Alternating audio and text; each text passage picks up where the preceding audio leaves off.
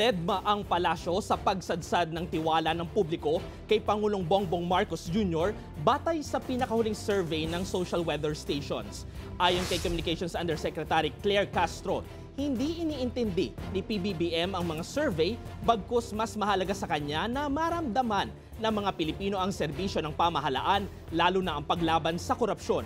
Mula sa 48% kasi nitong June, bumaba sa 43% ang trust rating ng Pangulo ngayong Setyembre. Iginiit din ng palasyo na nag-utos ang Pangulo ng mga investigasyon sa mga maanumalyang proyekto sa flood control projects.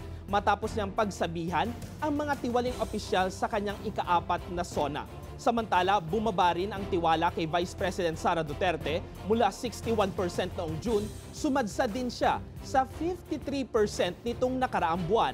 Nanindigan si Vice President Sara Duterte na nananatiling committed ang kanyang tanggapan sa paghatid ng serbisyo sa mga Pilipino sa kabila ng pagbaba ng kanyang trust rating sa pinakabagong survey.